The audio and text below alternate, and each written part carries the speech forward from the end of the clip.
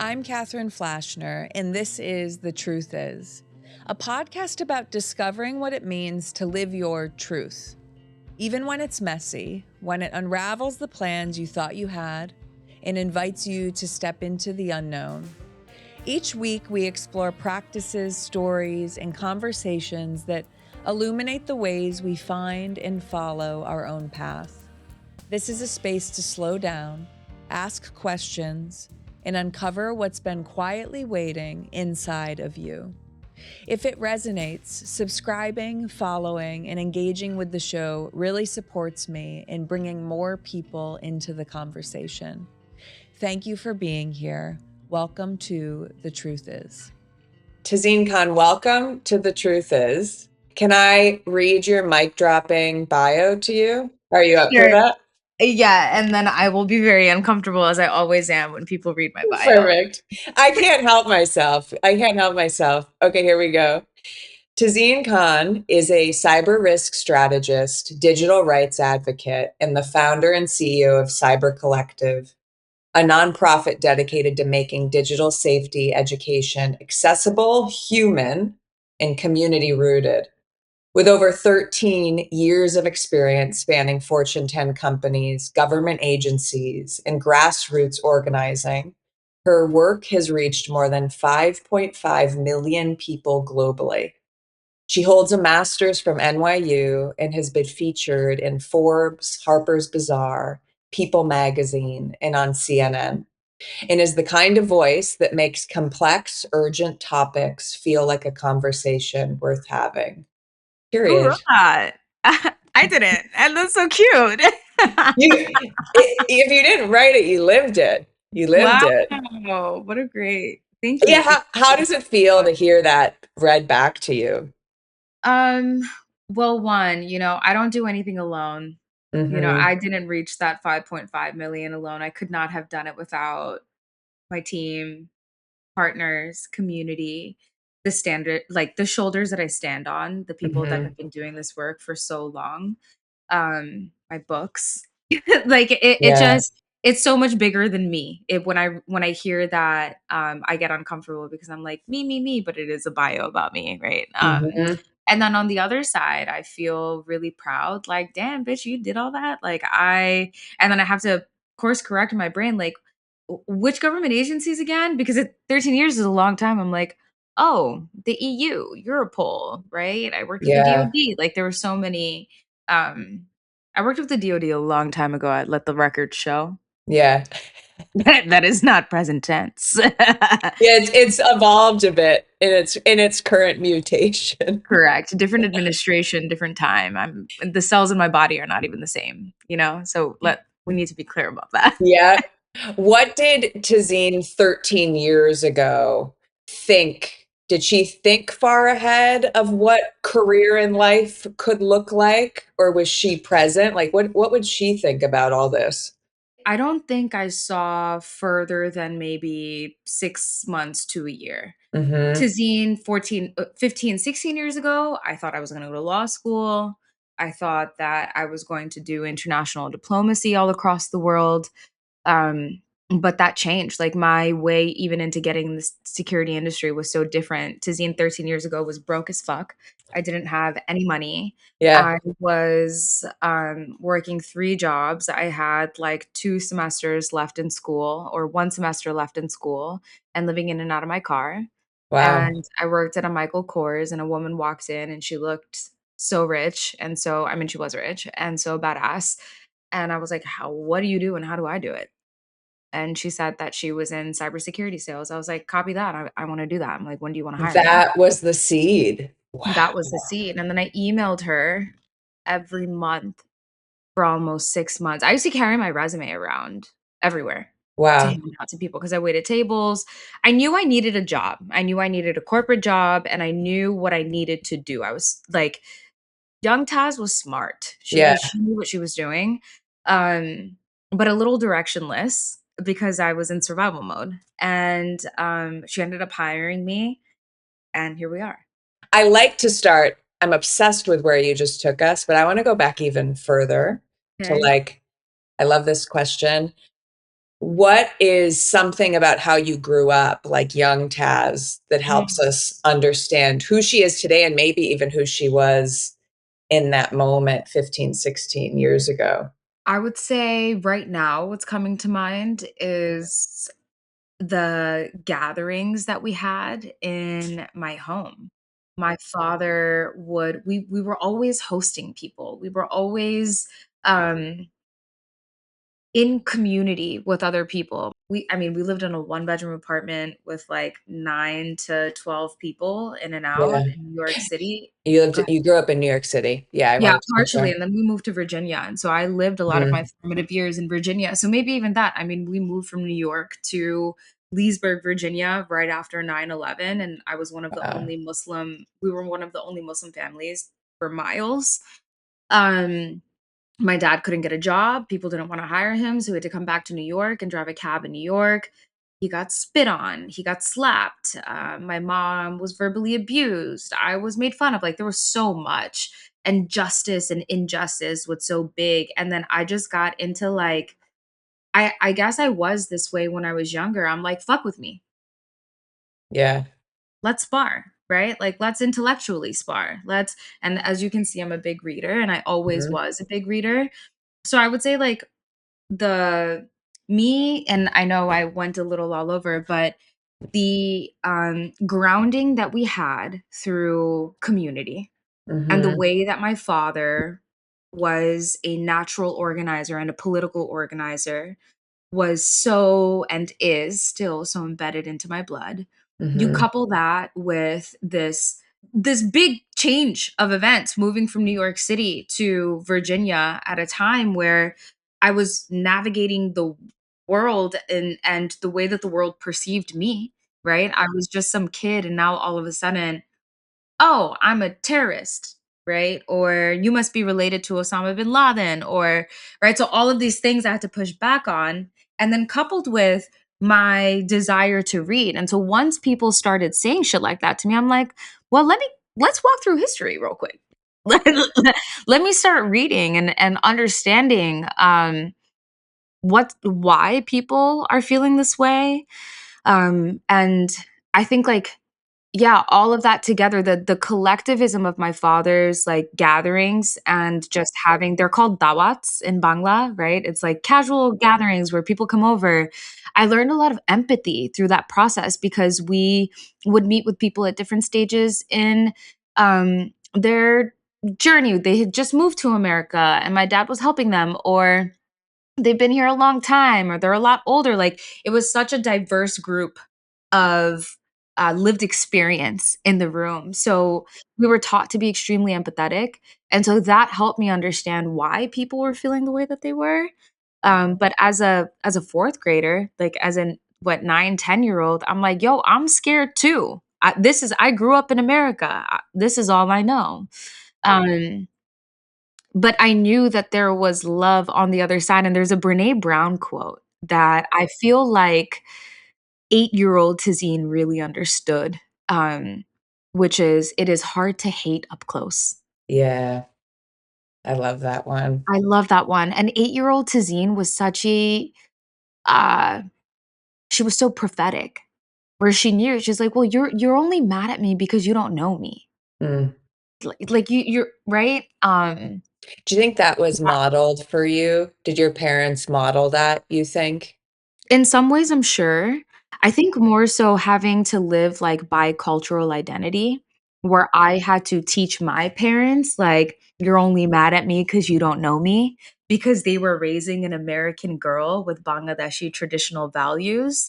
So that's the way that it was modeled of, like, "Hey, I'm Bengali, I'm Bangladeshi, I love our culture, and also, I love Lisa Frank, and I would like you to buy these things for me." Right? Both Like, of those folders. yeah. Oh my god, everything. The Yeah. pencils, right? And Yeah. so, yeah, so it was modeled, but also it was forced experience because of the differences in Mhm. our household. What can I ask? You moved to Virginia after 9/11. Yeah. What was the motivation for your family there? Mostly, I think my parents thought that that was the right thing to do, where, like, Mhm. the next step in having been in this country is, like, move to a suburb for a good Mhm. education, and we had a family member move there, um, and that was the one, the piece that Mhm. allowed it to happen of, like, "Okay, we have someone that we know," and that Mhm. is what pushed us to move. I think, But yeah. then not too long after you ended up back in New York.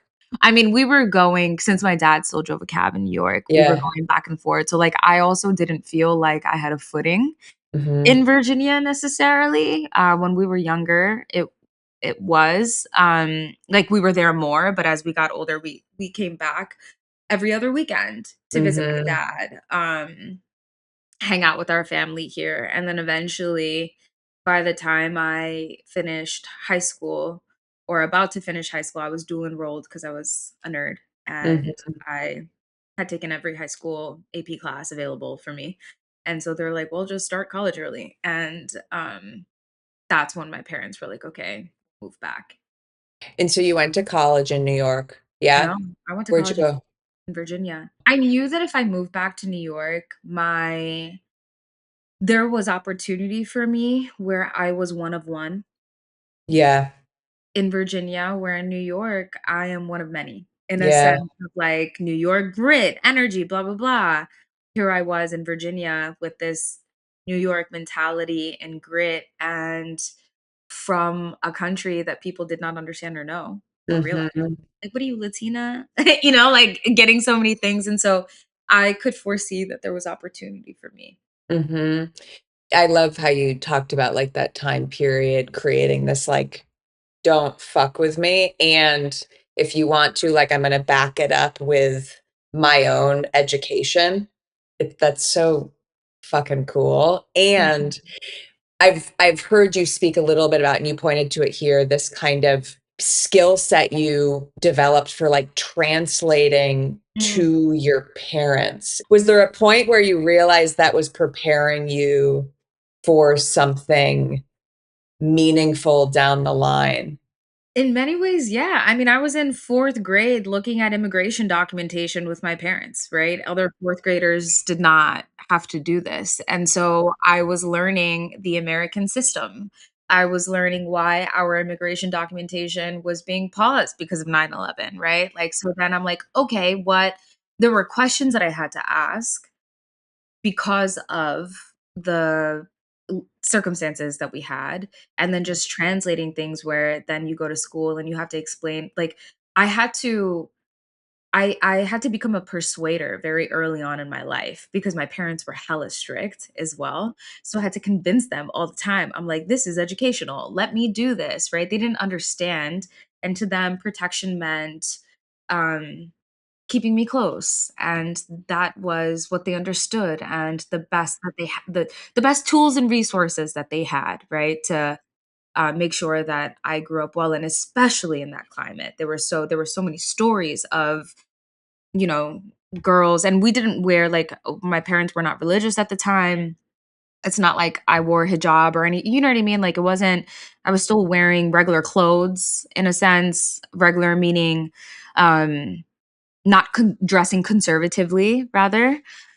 And even then, there was so much fear for our bodies. Like, we would hear stories about our cousins in New York, hijabs getting ripped off, people being threatened to be pushed on the platform, and death threats. Like, it was just not a safe time. So I had to maneuver and really convince my mom and dad of why I should go on this field trip, or so there was that element, then there was the real element of translating things at doctor's offices, right? Like, if my sister couldn't go or my brother couldn't go, I'm going to the doctor with my mom and dad, and I'm translating things for them, or even if I'm at the doctor for me, doctor's telling me something, I'm translating it to my mom and dad. And they spoke English, right? But it was just I mean, it's a different level of comprehension and how quickly we can move and process that information. I love what you said about the default of wanting to protect you by keeping you close, but you seem to have had this, like, "No, I'm gonna go and understand the way things work. I'm not gonna stay in that, like, fearful stance." seems like that was a thread for you leading even into that moment in Michael Kors. It was my books, I think. The Wanderer. Did you have to read that book? No, what was that one? I don't remember all of it, but it was just about this girl that takes a journey and explores the world and is on a boat, and I think she had to, like, convince her parents to go, and I really resonated with that. Read that really young, and so that was, like, something a character that I took Yeah. and upon myself. And speaking to that in the Yeah. books, it seems like you had a really early understanding of work ethic. Yeah, totally. My entire all my siblings. I think that is a narrative across, like, a lot of different immigrant diaspora of, like, you left a country to come to this country, don't fuck it up. Like, education is the most important thing, and, uh, yeah, Mhm. Okay, so you approach this woman in Michael Kors, working yes, 3 jobs. You email her every month. She hires you to do yes, cybersecurity sales, yes, account management. account management. You proceed to be in corporate spaces doing this type of work is the start of your career. What do you think you learned about yourself and the world of that work, like, through that time? Early on, I learned about myself that I'm a material girl, that I love money, and that I learned that hella early. As soon as I started making money and seeing the potential, I'm like, this is fantastic. I also learned that I found corporate America uh, quite insufferable.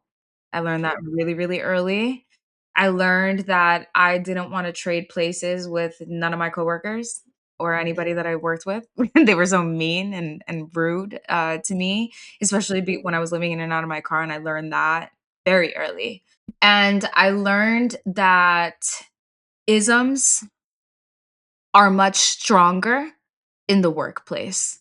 There is a safety that you experience in school, whether or not you experience, racism, sexism, all of the isms, right? Wherever you are.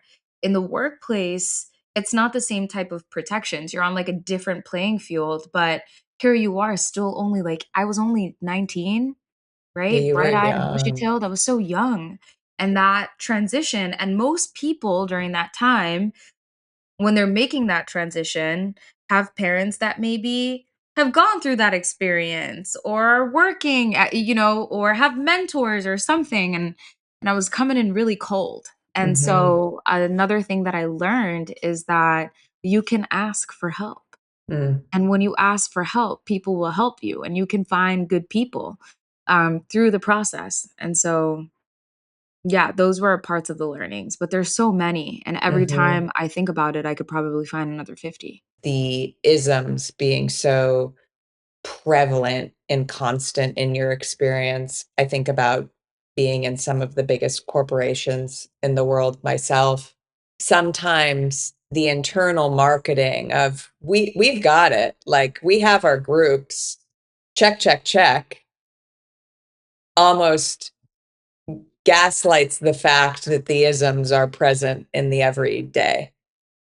And as I have stepped out of that world over the last year and like am continuing to see my and metabolize my experience from a distance, those hard truths are like even more in my face looking back at it. And we also have so much more language today for Yeah. things that we experience that we didn't have language as young girls in corporate America, right? Young women in corporate America. Um, so that was like more general experience. And then from a cybersecurity perspective, I began understanding the nucleus that it was as it relates to the internet and the data economy. Um, and the type of industry that it is, right? The types of orgs that we work with. I mean, the training programs that I had at the first 2 companies that I worked at were so fantastic. They were so Mm, helpful in understanding the entire landscape of the industry. The smoke that I was put onto at those times leveled me up in a way in comparison, and then me being an avid reader and learner, I went even further when I got Yeah. home because I also knew that I wanted to be the best and I wanted to be a top salesperson. And if I'm going to be there, I'm going to make sure that I know the CEO knows Mhm. me, I know the top dogs, and the community piece, and my dad's Mhm. organizing always taught me that because my father would always have people over and always be maintaining valuable relationships. And I Mhm. was taught that at an early age of what it means to identify relationships that could be valuable for you and then Mhm. go after them and nurture them and nourish them. And it really in the American language, in English, American language, in English, there isn't really a word to describe what it means in Bangla, but it's more hospitality oriented than it is like networking or transactional. And I think that's the Mhm. way that it comes off in English, as opposed to in Bangla, it goes back to again like dawats and building community and nurturing people. Yeah. Yeah. I mean, I really think networking, and I don't even like to use this word, it like Yeah. is needing a rebrand because I felt that even when I was getting my MBA, like you're coaching me on how to do this kind of transactionally felt thing because I need it. And 12 years later, anyone that asks me for advice, I'm like, just focus on like the real relationships that you want to build that feel natural to you. Yes. Well, Yeah. think about it. All of these systems that we have, and even the term networking, these were made by men, particularly Hmm. white men in this country. Yeah. Most of the men, and where it stems from, are not good at maintaining relationships, Right. reaching out to people. Even as we think about corporate America and the isms and the parts of corporate America and patriarchy that are implemented, you think about the work week, the Hmm. hours, the fact that the systems all the way from ADP to the project management tool that you use was created by a man for men during the Hmm. Industrial Revolution. And now we have so many women working in those spaces, and women are now reclaiming narratives because women do not need to be taught how Mm. to develop community. Our fucking periods sink if we talk to Mm. each other longer than 30 days. Hmm. That's such, that's such a good data point. Yeah, we're already doing it. We're It's already doing it. literally, you know what I mean? Yeah. And so all of these, Interesting. and when I read these books and I'm like, I've read that book you read online about the gap in data. Invisible Women. Yes, yes, I've had that on my shelf for years. Yes. And Right? you read So something like that and you're like, why isn't everyone talking about this? 100%. And so, Hmm. yeah, of course we felt singled out, or of course networking doesn't feel aligned to us because even for women, like this is not the way that it was positioned is Hmm. based off of a lot of deficits and Hmm. ineptitude that these men carried. Hmm. Now I want to talk about building cyber collective because I've heard you speak about this exact thing in building differently. I want to ask you if you're open to it. You've Yeah. brought up this period of your life with this like ferocious curiosity, building your career that you were living in and out of your car during that time. Is that something that you were um, comfortable sharing at the time? When I hear a detail like that, I'm like, whoa, it's a part of your story and just points to the person that you've become. Thank you. I used to not mention it all the time because I didn't want to dishonor my family. I mean, it wasn't for a long period of time. It was probably like 6-ish months at most, but still Hmm. to me felt like forever. Yeah. Um, I was like couch surfing on friends' couches. I didn't tell my friends. The only friend that really knew is my best friend, and she was so helpful and would have me over and give me sandwiches and all of these things. And I would park my car in her neighborhood and sleep in that neighborhood. And it wasn't all like a pity sad thing either. It was like a Yeah. very calculated decision of I can stay on some couches. I had a membership at Gold's Gym. I can shower Hmm. there and work out there and be fine, period. Yeah. And then also I worked 3 jobs. So the amount of time that I spent, so I woke up in the morning around 3:45 to go to Starbucks because I needed health insurance because I had a torn ACL and I had to get surgery. So I had to get the job at Starbucks to get insurance. And this is in 2011, 2012. Mhm. Um and then I had my waitressing job at night, and that's what I did in the evening. Michael Kors was kind of coming in and out where I did that sometimes, like the paycheck wasn't worth it with the money I was making in tips from waiting tables. Mm. But there were some girls that still needed shifts covered, and I got a discount on clothes, which was really helpful. And then Smart Wow. Tag knew that rich people came into Michael Kors, so I needed to make that connection. And Wow. when I was an intern at a company called Cvent, which is a huge events platform right now, it was so new. I did something quite illegal, which was I would sell my discount to the people I Yeah. worked with. Yeah. So as an intern, a value add that I gave to my people was like, I work at Michael Kors, I got a 50% discount. What's up?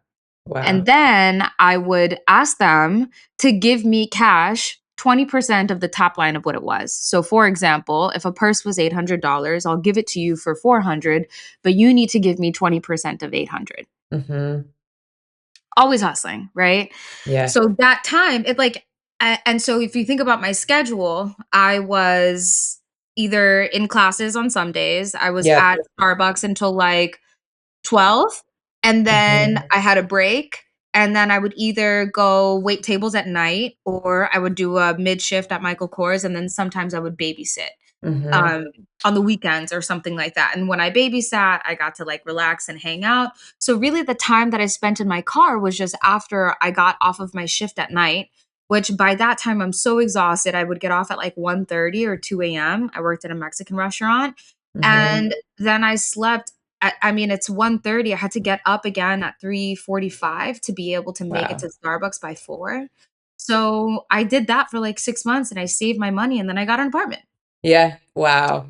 You know? But I also Yeah. didn't have communication with my family because once my Yeah. family wanted to move back to New York in 2009, I'm young, I was living at home, they're like, "You are coming with us," and I was like, "I'm not. I'm staying." Mhm. And I had a boyfriend at the time and, so Man, like entrepreneurial and crafty from the jump. And like making your own choices that maybe don't make sense to everyone, but make clear sense to you. and it's so crazy, like, I swear, Catherine, I have right here on this side of my bookshelf, I'll move this. These are all of my journals starting in 2009 to now. And so I have journal entries of me sitting in my car crying, like, when will this be over? Writing thank you notes. And the reason I didn't like the women I worked with on my first job, I loved who got me the job, but I was so depressed and so scared. I used to write things I was thankful for and I would put them in post-its all over my cubicle. And they would, like, call me weird, and they'd be like, "What are you?" Like, therapy was not cool back then, do you know? Like, all of these resources and tools that I was getting and I was in therapy at the time to deal with grief at 18. So, like, yeah, I mean, therapy, entrepreneurial, like, there was a lot really early. I'm just saying that out loud now, like, young Taz was so cool. Yeah. So you're in this world doing it all, learning cybersecurity, learning the limitations of corporate systems. Was there a moment where you said, I'm going to build my own thing, or was it an accumulation of thinking about it? Great question. Thank you. I It's so nice to think about that, I guess, turning point moment. I would definitely say it was an accumulation. I think all of these things that I just shared, I think I felt within myself that there was something else that needed to happen.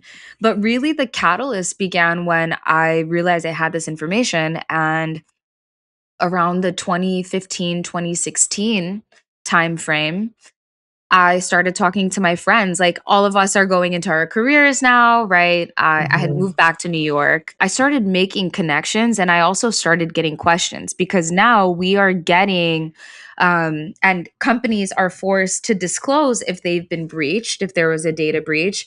And companies that we're familiar with were getting breached. So, like Home Depot, Target, Experian. And then my friends and my network, and especially my family, I've always pretty much been the go-to kind of friend of like information gatherer. Of I don't understand this. Can you explain this to me? Or even if I didn't know, they knew that I had research skills and the wherewithal to go find an answer that would be objective in a way. And so those friends started reaching out to me of like, yo, this happened or this is going on. And then in particular, my dad got hacked. And my dad got hacked and one of my friends got sextorted. And I had been sextorted way younger and I didn't even realize it, right, until later on in my life of a guy being like, "If you don't, keep sending me pictures, then I'm gonna tell your family," right? That's a version of sextortion. So when my dad got hacked, 2 things happened. It was my moment to be able to explain to my parents what I do for a living and also help my dad. So my dad had sent bank account information over Facebook and, that is not necessarily getting hacked, that's getting scammed, which are 2 very important distinctions. And when that happened with my friend, I'm like, "Okay, there is a connection point here." Because the other thing is that I think one of the assets that I had was I was very interested in the data ecosystem. I think the cybersecurity space is very focused on the input, output, the policy, the compliance. But I was curious about, okay, well, riddle me this. If my information is leaked in a data breach and it's my email and any personally identifiable information, my phone number, first and last name, social, right? Like whatever the case may be, whatever personally identifiable information is Right. released. And just to say, a Yeah, breach being like Home Depot getting breached and all the customer data is available. Yeah. exactly. And so now that data is out there, I started when I worked at McAfee, I started asking questions. Well, I'm like, okay, are we going to let the customers know this happened? They're like, well, that's not our responsibility. It's Home Depot's responsibility. Or I'm just, for legal purposes, it was not Home Depot that we were working with. I'm using this as an Sure. example. Sure, sure. Um, and so we would have to say, I was wondering, like, okay, are we going to let these people know that this happened to them? And then Right. that was one of the supply chain gaps that I saw. Well, Mm, I worked at a manufacturer. The manufacturer did not have the responsibility to tell people. The manufacturer only had the responsibility to tell their clients. It mhm. was, let's say, whatever institution that got hacked, their responsibility to tell people. But a lot of times that because there wasn't a compliance around it, um, there was a time frame. Like it could be 6 to 9 months before people found out that this had happened to them or occurred. Mhm. Mhm. In that time, that data is available online. And not only is it available, but I mean, there's so much more information now, but like we barely had privacy legislation at a state to state level. So then I became curious and I'm like, well, what are people doing? Like, if there's a malicious actor, somebody that wants to get the data, can they just get it? Can they just access it? And then if I have access to that, what other data do they have access to? So now I began building these threads from Mhm. an enterprise level experience and the way that it trickles down to people. Because that malicious actor that was able to get to my dad likely found his information online and his age and whatever other ethnographic slash demographic information, and they created a profile which is called social engineering, and they used the information that they knew about him and the fact that he was very active on Facebook to scam him. So now these correlations began happening, and Right. yeah, so that was kind of the start of it, and everybody started calling me. It was really overwhelming, and I'm like, all right, come over. Yeah. I'm going to talk to all of you at once. And I guess that was my first workshop. In what you were delivering at that point was like this type of education and understanding of how someone can be at risk. Was it people reaching out to you that had either been scammed or hacked? Wow. Yes. Yeah. And then also within our community, just there was a lot of misinformation, and assumptions and fear around, well, if I get hacked, what happens to my immigration status? When my dad got hacked, I told him to change the security answers to his bank. And he was like, I can't do that. They're going to know. I'm like, what do you mean?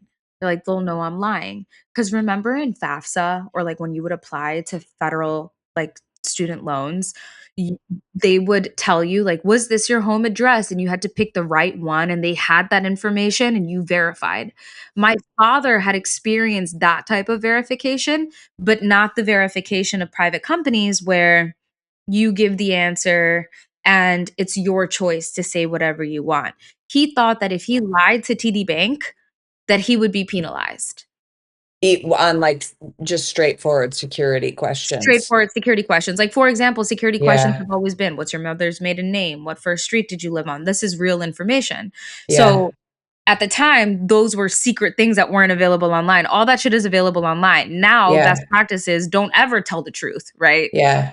To answer those Wild. questions, make something up. But I my wouldn't even know no, that. Yeah. And I wrote down, you said, if you're connected to the internet, you have to care about cybersecurity, like as a baseline. And I love in your TED talk, the way you talk about we're entitled to understanding. And you do such a good job of shifting this responsibility and shame for not understanding to that the systems should be accountable to it. Like, yes. how did you, it sounds like that revelation boiled up in you throughout this whole course of time, but why does that feel so center to all of it for you? I mean, can you update your cell phone without the support of Apple? I don't think so. I couldn't do much of anything without the support of automated updates and pushes and things, and we in the guise of convenience, and many things can be true at once. I think both the guise of convenience and also the value of convenience, we've lost a lot of control, and we've given up control, and we've been taught that way. And not only have we been taught, but that's just been the way things have happened. Email came, text message came, you know, keyboardless phones came, touchscreen phones, and now we have an entire computer in our pockets, but we still call them phones. All of this shift in culture and our relationship to technology has shifted, and we barely have any autonomy over this technology at all. And then you're going to tell me that it's my responsibility to figure it out if I get scammed or hacked because of your tech, and then you never taught me how to navigate these harms through the process, right? It goes back to the analogy that I used, On like a in my breach? TED Talk. Yeah, like, Yeah. we drive a car not necessarily knowing how the mechanics of a brake works or functions. Many people do, right? I certainly don't. I still drive the car with the promise and trust and the systems and compliance and safety measures that exist to make me feel comfortable and confident that I'm going to get in that car and the brakes will work. And should they not work, or there should be a problem, not only do I have a system of checks and balance, compliance, insurance, etc., but I also have friends and family that might be handymen and people that can support me and help me. We do not have that collective around this kind of digital safety support, right? Like, I was like, that math isn't mathing to me. Like, that doesn't, why wouldn't that exist? And capitalism is the reason why it doesn't exist. As I told you, like I started this journey with this show to explore personal truth and how we come to understand ourselves. And inevitably, especially with the moment we're just in, I think with the acceleration of AI, Yeah. in distrust in the systems that we live within, inevitably, like liberating ourselves Mhm. shines a light on the systems which we live in. And I think about the incentives of I'll use language that I feel truth around, like the men kind of driving things into the ground right Yeah. now. And then Yes. I juxtapose that, as I told you, with this like collective of individuals in the space of responsible tech that I'm coming to learn about. And I'm like, whoa, like you guys are trying to hold the ship up here as it's like being torpedoed into the ground. But like, how do you think about that? And then how Mm. do you stay rooted in like what you can control in your work and in your communities? I know that's a big, meaty one, but take it as you will. One, in the most simple way, is having friends like Jory, having friends that are in the space and being in community with people, um, and going to events and supporting other people doing this work. That's a huge way to stay grounded because we live in our digital echo chambers. You know, when I first started this work, I was like, there's no one doing this work. And because I was in the cybersecurity space, I had no idea that people were studying algorithmic bias and, the impact of data in places. And I had to learn all of that. And so that exposure of and curiosity and desire to not do this alone, I think is a huge proponent of staying sane through the process. And then also like the analogy that you use of keeping it lifted is we're all lifting together, which is really, really valuable. You reference like these capitalist incentives. How do you think about like the incentives that are accelerating these huge technologies, like this race to market domination is what I feel like we're watching, versus like the incentives around the goals you set for your organization? So the incentive, the thing that I do rock with about capitalists is that they're very clear about their incentives. It is revenue. So if you can convince a capitalist that is extremely revenue focused, and this is the angle that we take often in speaking, or even me as an advisor when I'm talking to boards and corporations, is you can make more money by keeping your people safe. You can make more money by prioritizing privacy in the long run. And let's identify that math. The second thing that I'm seeing in the responsible tech industry, and I say this with compassion and love because we are all human. And I think that the ego does get into what we do, right? Like, there are approaches that we're taking now with responsible tech and how we're doing this work that sometimes I do question of like, and I have to, and I'll start with myself without pointing any fingers. I have to constantly ask myself and look at myself in the mirror and say, bitch, be so fucking for real. Are you doing this for ego? Or are Mm, you doing this for impact? Do you whoa. need to join this podcast because it is pushing your mission forward? Are you better going into a neighborhood and actually talking to people? Are you making this piece of content because you want more followers to get viral because there's capital opportunity? Or are you doing it because it is a means to your North Star and your mission? And I think that some days it could be the the former, Mm-hmm. some days it could be the latter. I Mm-hmm. think that it's okay to name that we have egos. I think it's okay Mm-hmm. to name that I'm really good at talking about these things, and so that's why I should be, in the media Yeah. or what have you. So, but the reality is, and this is just the nonprofit complex itself, is that not everybody is asking those questions honestly. And I'm Yeah. seeing so much, and I'm going to get real gully about this. I'm seeing so much of men in our industry that are taking up spaces to talk about things of like, but babe, you're a part of the problem. Yeah. Like, and so when it comes to incentives, I am noticing that we in this industry are inherently aligning and not to a fault either. This is again convenience, the systems at play. Mm-hmm. We are adhering to the very systems that we're pushing against. Yeah. So, let's talk about social media is harmful. So much of responsible tech is about harmful social media, and yet funders want to fund people with Right. larger social media following. Yeah, I'll use the example of me for a second, which is I'm building this platform and this podcast that's like, I want nuance and context and personal Yeah. stories.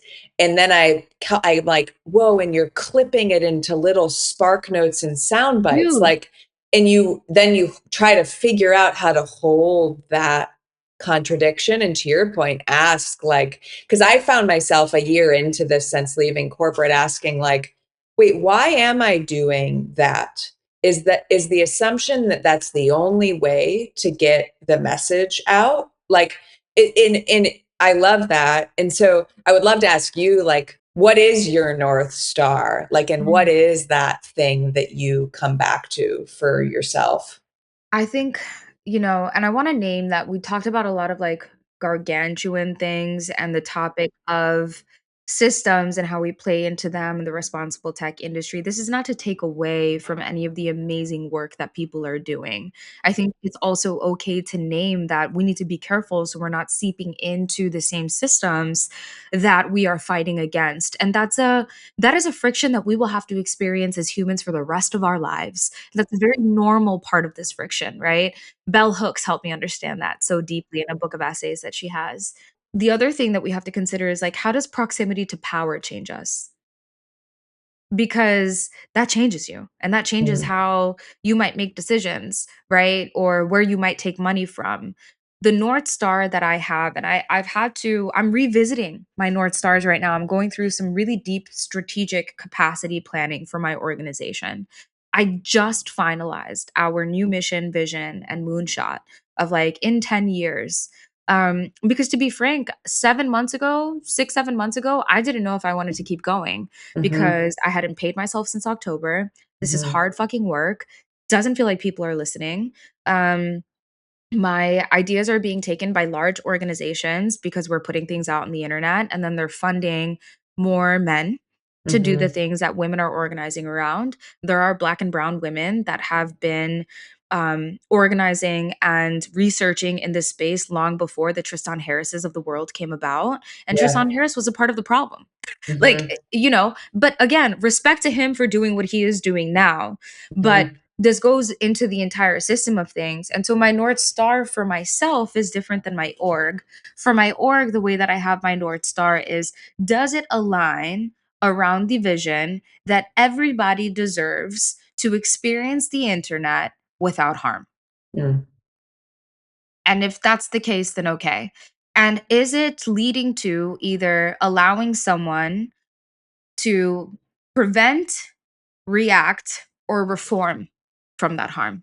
Mm. And tomorrow, I'm actually in an all-day whiteboarding session of identifying what that decision tree and that matrix looks like, because we're coming up on like, I want to partner with everyone, or there's a media opportunity, or Yeah. and I was losing the plot a little bit. And Yeah. it was also causing me to burn out.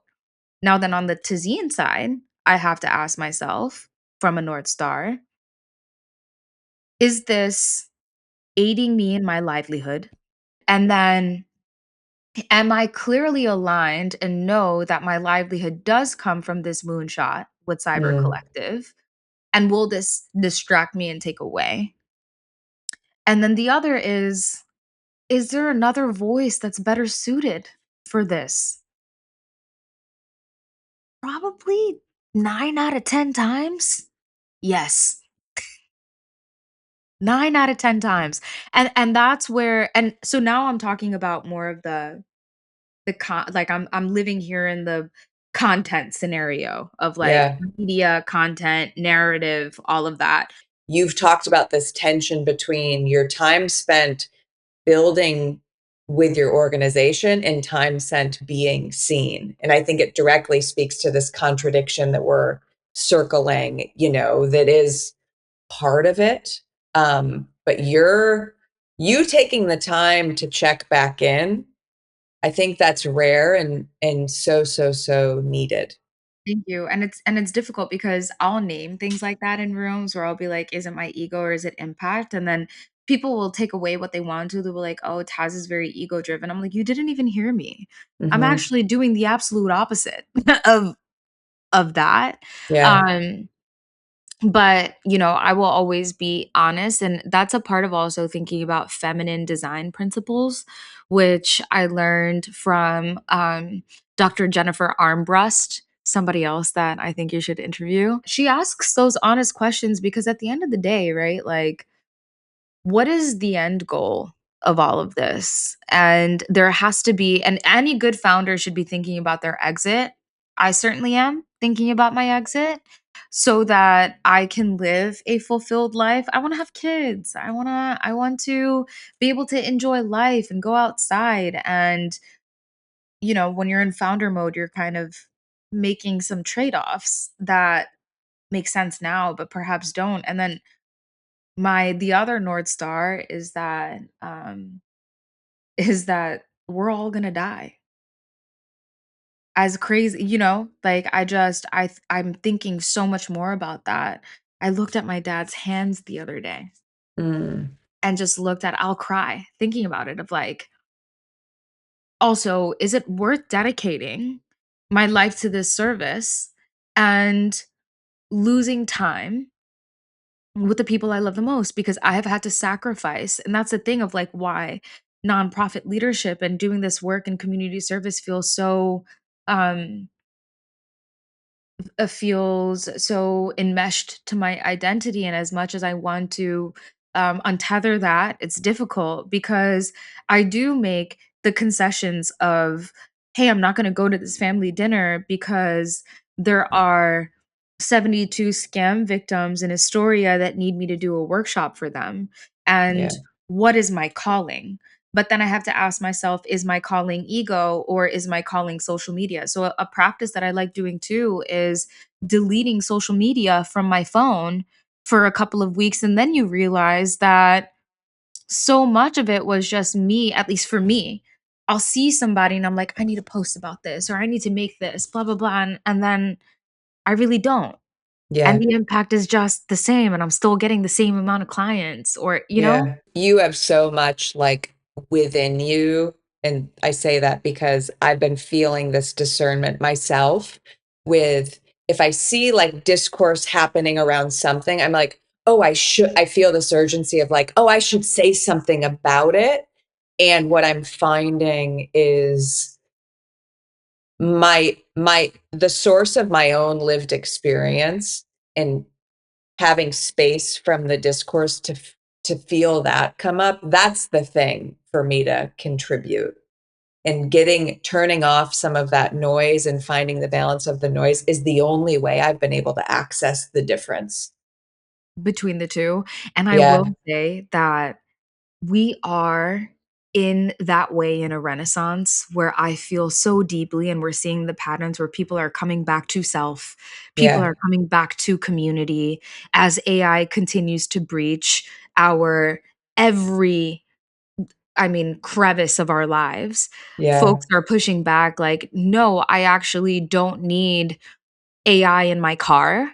I don't need," right? Like, my car needed my email address. It made me wanna fucking take a sledgehammer to it, you know? Yeah. Um, Yeah. and so we are collectively I'm seeing a collective consciousness Hmm. arise, and then to make you feel better, to give yourself some grace too, and I tell this to all of my friends, as I'm assuming you're millennial if you and Jory went to school Hmm. together. Hmm. Um, we were not only molded, but groomed to believe through these platforms, not only to believe, but we also, for the first time in internet fucking history, Hmm. we were able to globalize our voices.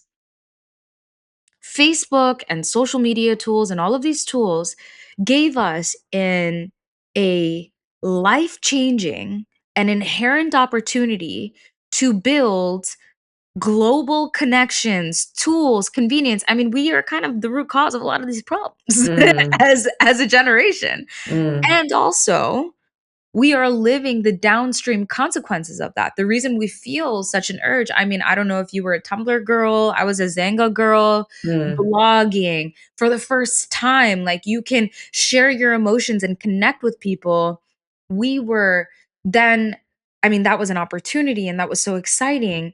And then it became like a part of our lives and pushing and part of our work and just the evolution of all of this. And I Yeah. think our generation has lived through it in the most tangible and critical and crunchy way, in a way that our previous generations haven't, and in the same way that we don't necessarily understand Gen Z and what they're Mm-hmm. experiencing. And so we do have an inherent need where it's like, I need to say something about this, right? It's Yeah. like the millennial way of like, why is no one talking about this? And it's like, they are, babe. We Yeah. but it is, and I have to remind myself that too and give myself grace. I think we all need to give ourselves grace of like, we are also just like symptoms of the system and the things that we were Mm-hmm. taught. And we're Mm-hmm. doing literally the best that we can with these tools Mm-hmm. and resources. I so admire like the exhale of the set, like, and we're doing the best that we can while you are holding such a like existentially relevant and intense body of work. Mm, Like for you to be the person that's like, I need to run and give a workshop to 80 people that have just been scammed. Like you're patching the holes of that ship, and we're doing the best that we can. There's something too, though, in the, like you said, like we watch the development of this way of being online, and I feel this. We're trying to reclaim the like the balance with not being online and standing to believe that that's okay too. We will be okay if we are not chronically available. yes. Somebody that talks about this really well is Dr. Jessie Daniels. Mm, She's a professor that it's one of the only programs in the US, I think one of two, that studies digital sociology. So mm, it is rethinking the sociological frameworks mm. that so much of our systems were built upon. And now we have to reconsider them because things are digital. Yeah. But yeah, I mean, girl, I also smoke a lot of weed.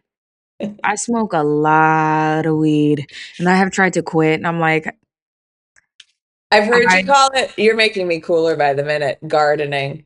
gardening, yes. I learned When that on you're TikTok, baby. That's not me. That I learned gardening from the Gen Z on TikTok. when you're gardening.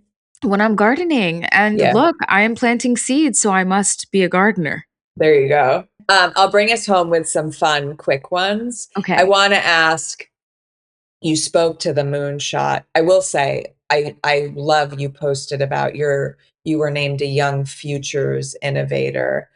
One thing I was obsessed with that comes up a lot in my conversations here is they had you out in Colorado, like just like we were talking about, offline to see clearly. Like Yes, I'm obsessed with that.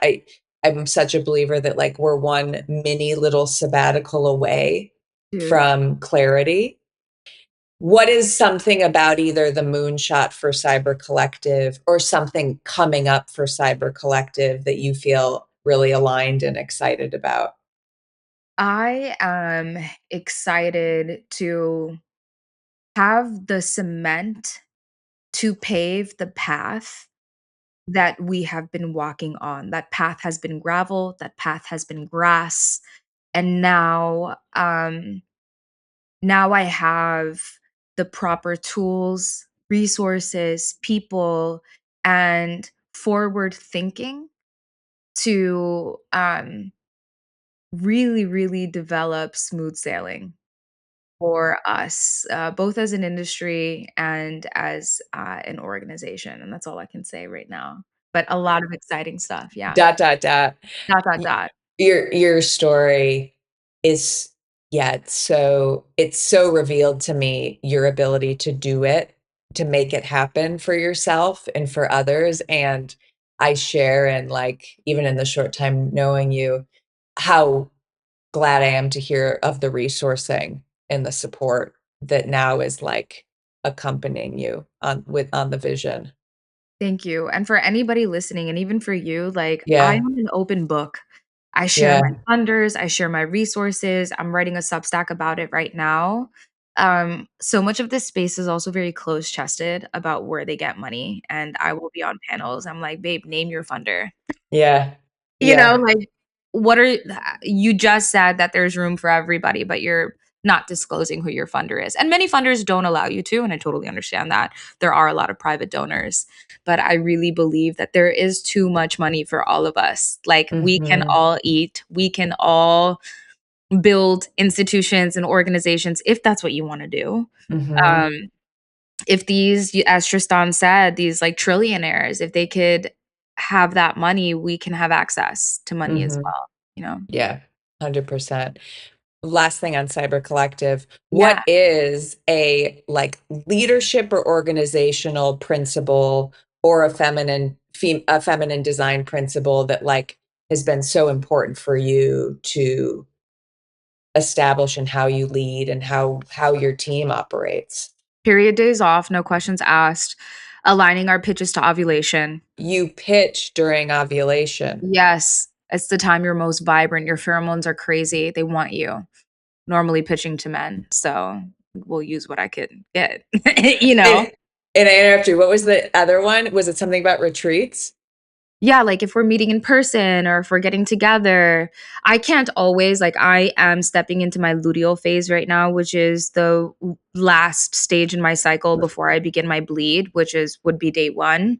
And that's when it's a bit difficult to be in person, energy levels are lower and you know, calls feel longer, but you can organize and get yourself prepared for the release that comes because your bleed is a release. And so you just have to remember that sometimes if you're feeling stuck, so our project management cycles are based upon a 29 to 30-day cycle in alignment to the moon and in alignment to our bodies. I'm not tapped in enough to my own cycle. I need to be because it's almost like I can feel these fluctuations, but I haven't yet named them and honored them. Does that make sense? Totally. And you will now that it's coming, or like the universe is bringing it to you. You're going to start. Ask me questions anytime And not about only it. have you've empowered both my online behavior and my relationship to my body. Yeah, because that's like the way. MetaWell is another organization that does that so well. Um, Mhm. I have a list that I'm gonna send you of people, places, and things as well around this. And I also just wanna say thank you for having me, and thank you for Yeah. making a space where you're asking about a story, and I will say, like, right before I was gonna join this podcast, I was like, "Fuck." Like, I Mm. am feeling tired today. I'm in my luteal phase, like, not feeling my most vibrant self, and we are in excruciating planning stages right now, which is, like, a very hard process. I just wanna Mhm. say, like, strategic planning. And, you reminded me the questions that you asked and the way that you asked it, like, you have re-energized my relationship to my inner child. You have reminded me why I'm doing this work. You've, like, regrounded me in who the fuck Mm. I am, Mm. and I truly needed that so badly, and, I cannot thank you enough for the questions that Mm. you asked and for holding space, not just about the work, but the people behind the work. Mm. Um And I just thank you so much for that. Like, truly, truly thank you. Thank you. Thank you for saying that. Yeah. I'm gonna take that in. Can I ask you 3 fun, quick ones? Yeah, for sure. Okay. Yeah. Thank you. And the only thing I'll mirror back, because I will really take that in, is you showing up just as you are in all of it, the truth of all of it. It it's medicine. Yeah, it's medicine. And I on love that, I love women so much, me like, too. I can't okay, continue. There's gonna be a spin-off series that I wanna call From Corporate to the Coven. Period. Um, period, right? Okay. From corporate to the coven is iconic. Make a Yeah, flip right? book. I know I Yes. should do something. This is perfect first rapid fire. What would your 8-year-old self say to you today? Wow. What would your 80-year-old self say to you today? Slow down. This is fill in the blank. I used to think blank, but now I know blank. I used to think I did not have what it takes, but now I know I do. What is a ritual or a practice that keeps you you? Journaling. And what is a truth about the season of life you're in right now? To get far, you have to stop. That's what my chief of staff told me today. Yeah. She She was like, "You have to stop taking meetings right now. You have to stop meeting new people. You have to deliver on what you have in front of you and Yeah. organize this. So you have to stop, and then you Yeah. will get further if you stop." Good people you've surrounded yourself with. Incredible. Mm. Shout out to them. Shout out to them. And I will say, if there's one thing, like, I might not be the smartest person in the room. Might not know all the things, but I know how to find them and hire them and enable them, Yeah. you know? Yep. Totally. And just to be cheeky, I'm going to say back to you. And in many rooms, you might just be the smartest person in the room. Period. Period. Um, this has been such a freaking joy. Oh, Thanks for thank doing what you're you. doing. Thank you so much. Thank you. I really, really appreciate it. And I can't wait to keep seeing your journey with this grow too and go to one of your retreats. I can't wait. Ditto. Yeah. Ditto. I hope you leave this episode with something that stays with you, a question worth holding, or an insight worth following. If this conversation resonated, subscribing or sharing the episode helps bring more people into the conversation. And connect with The Truth Is at The Truth Is Podcast on Instagram. Special thanks to the people who make this show possible. Editing by Dan Kroll. Video production and editing by Anton LaPlume. Music by Will Savino. Visual identity by Sarah Gaynor and Jonathan Bush. And guidance from my friend and advisor, Natalie Tulloch. I'm Catherine Flashner. Thank you for listening to The Truth Is.